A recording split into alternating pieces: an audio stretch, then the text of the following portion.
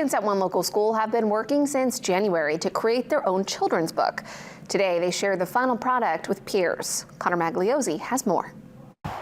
Education Prep is a new program at UTC in Bangor. In this class, you'll find students who are laying the groundwork as they prepare to one day become a teacher. I want to be that one teacher that helps the students that struggle the most, I could say. The class offers college credit, and as a final project for one of those courses, students had to create their own children's book. They had to choose a genre, choose a topic. They had to write the book themselves. It's an original picture book, and they had to illustrate it, and then we've put them all together, and we're celebrating their writing.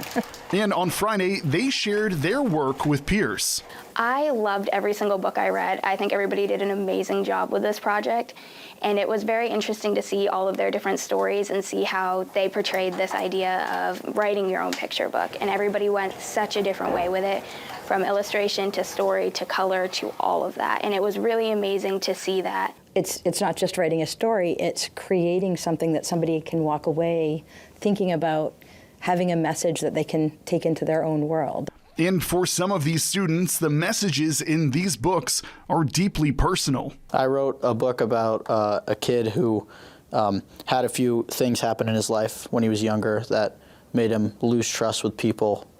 And I wrote it about myself, my story, and how when you have to still be able to trust others, and finding that one person that you can trust is really important. When I was younger, I was diagnosed with PTSD, and it was definitely a challenge of trying to figure out how to do things. I grew up and I had a therapist, but not everybody gets that. So I wrote this book for any kid who's gone through a traumatic event or not, to kind of understand that there are people out there for you and you're not alone. And even if the first person doesn't help you, someone will, and people care about you. They wanted people to see themselves or learn from them, or identify their own struggles and see how that they're not alone. And we need that right now. Connor Magliozzi, WABI News, Bangor. Well, the future students that they have will be absolutely lucky to have any of them as teachers.